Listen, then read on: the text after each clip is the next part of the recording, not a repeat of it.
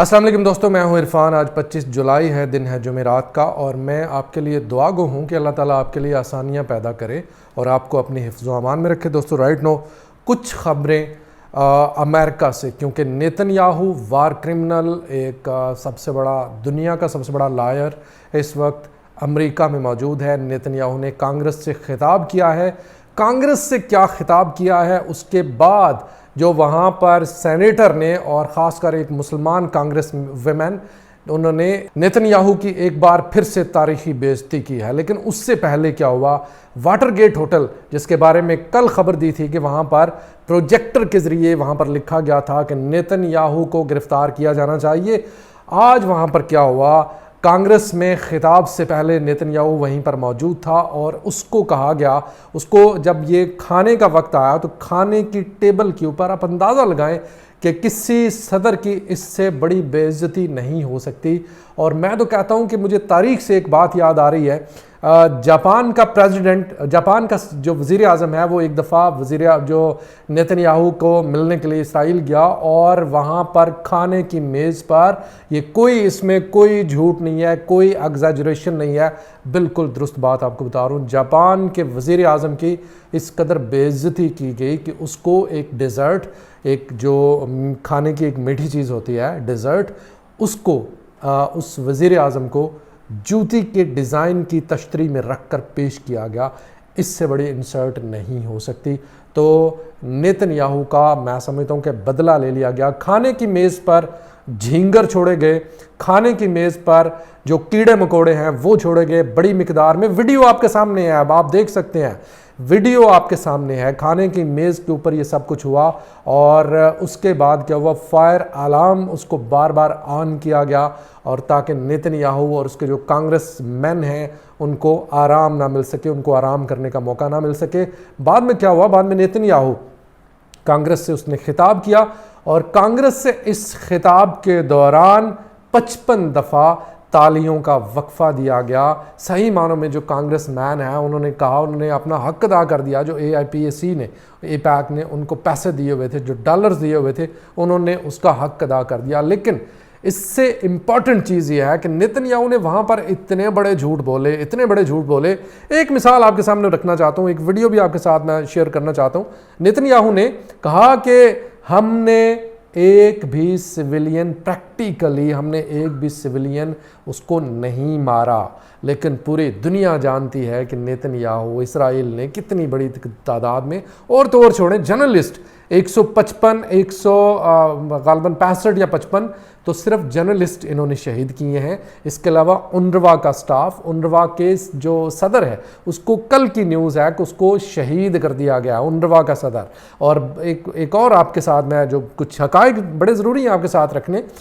جو آفیشلی ہے، آفیشلی تو 40,000 تقریباً 40,000 بتا رہے ہیں کہ 40,000 لوگ جو ہیں ان کو شہید کیا گیا، لیکن ان officially they are more than 185,000 1,85,000 سے بھی زیادہ لوگ اس وقت تک شہید ہو چکے ہیں۔ اور اس سے بھی بڑی بات یہ ہے کہ جو سٹاف ممبر ہیں، جو UN کے سٹاف ممبر ہیں، 366 صرف وہ سٹاف ممبر جو ہیں ان کو، جو یونائٹڈ نیشن کے جو ممبرز ہیں، جو یونائٹڈ نیشن کے امپلائیز ہیں، ان کو مارا گیا۔ تو سویلین جو ہے، یہ نیتن یاہو وہاں پر کہہ رہا ہے، کھڑے ہو کر کہہ رہا ہے کہ نہیں جی، کوئی سویلین وہاں پر کسی سویلین کو نہیں مارا گیا۔ اور بعد میں ایک سینیٹر ہے، امریکن سینیٹر، جن کا نام برنی سینڈر ہے، برنی سینڈر نے تاریخی الفاظ کہہ دیے ہیں۔ برنی سینڈر نے کہا ہے کہ نیتن یاہو صرف وار کرمنل نہیں ہے، صرف وار کرمنل نہیں ہے نیتن یاہو، نیتن یاہو از اے لائر، نیتن یاہو جھوٹا بھی ہے، یہ برنی سینڈر امریکن سینیٹر کہہ رہا ہے۔ لیکن یہاں پر ایک بہت بڑا سوال یہ پیدا ہوتا ہے، یہ 55 دفعہ یہ جو کھڑے ہو کر تالیاں بجائی گئی ہیں، تو یہ کیا کانگریس مین جو ہیں، کیا ان کو حقائق کا علم نہیں ہے؟ کیا یہ اخبار نہیں پڑھتے؟ کیا یہ خبریں نہیں دیکھتے؟ کیا ان کو ہر چیز کا علم نہیں ہے؟ ہر چیز کی پلاننگ ان کے ساتھ ہوتی ہے۔ اس کے باوجود جب نیتن یاہو کہتا ہے کہ نہیں جی، ہم نے تو کوئی سویلین ہم نے نہیں مارا، تو یہ کھڑے ہو کر تالیاں بجاتے ہیں، کھڑے ہو کر تالیاں بجاتے ہیں۔ اور یہ اس میں پروٹوکول میں یہ نارتھ کوریا کے ڈکٹیٹر صدر جس کو کہا جاتا ہے، اس کو بھی پیچھے چھوڑ گئے ہیں۔ اور اس کے علاوہ میں داد دوں گا رشیدہ طالب، جو کہ واحد کانگریس ویمن ہے جس نے اپنے ہاتھ میں ایک جو پلے کارڈ ہے وہ اٹھا رکھا تھا جس کے اوپر لکھا ہوا تھا گلٹی آف جینوسائیڈ۔ تو یہاں سے اندازہ ہوتا ہے، یہاں سے ایک اور سبق ملتا ہے کہ آپ کو کھڑا ہونے کے لیے آپ صرف یہ نہیں، آپ کو حق کا ساتھ دینے کے لیے کھڑا ہونے کے لیے ضروری نہیں ہے کہ آپ کے ساتھ لوگ ہوں، آپ اکیلے بھی کھڑے ہو سکتے ہیں۔ رشیدہ طالب نے یہ ثابت کیا اور دکھا دیا پوری دنیا کو کہ ایک خاتون ہو کر وہ کس قدر دیدہ دلیری کے ساتھ کفر کی آنکھوں میں آنکھیں ڈال کر کھڑی ہوئی ہے۔ لیکن دوستو اگر اب بھی حقائق آپ پر نہیں کھلے ہیں تو میں آپ کو ایک اور اس سے بھی بڑی اگزامپل دیتا ہوں جس میں حقائق کو مزید کھول کر رکھ دیا گیا ہے، بتا دیا گیا ہے نیتن یاہو کو کہ تم جھوٹے، اور یہ شہادت کہیں اور سے نہیں، یہ اسرائیل کے اندر سے ہے۔ ایک خاتون جو کہ اسرائیلی پروٹیسٹر ہے، جو کہ جس کا تعلق اسرائیل کے ساتھ ہے، اس نے اسٹیچو آف لبرٹی کے جیسا لباس پہن کے، اسی کی طرح کا گیٹ اپ پہن کر تل ابیب کے اندر وہاں پر کھڑی ہوگی، اور اس کے نیچے یہ دکھانے کے لیے کہ یہ اس کے مطلب ارد گرد بلڈ ہے، اور علامتی طور پر اس نے فیک بلڈ کا استعمال کیا اور بتا دیا دنیا کو کہ امریکہ کے اندر اس وقت جینوسائیڈ کا ساتھ دیا جا رہا ہے کیونکہ نیتن یاہو وہاں پر موجود ہے۔ اور یہ پکچر اس وقت وائرل ہو رہی ہے، یہ پکچر آپ کے سامنے اسکرین پر آپ کو بھی نظر آ رہی ہے۔ اور ادھر نیتن یاہو وہاں پر صفائیاں دے رہا ہے کہ ہم نے ایک بھی سویلین کو نہیں مارا، اور ادھر ویسٹ بینک کے اندر، یروشلم کے اندر آپ کے سامنے میں ویڈیو نہیں چلا سکتا لیکن آپ کو خبر دے سکتا ہوں، نیوز دے سکتا ہوں۔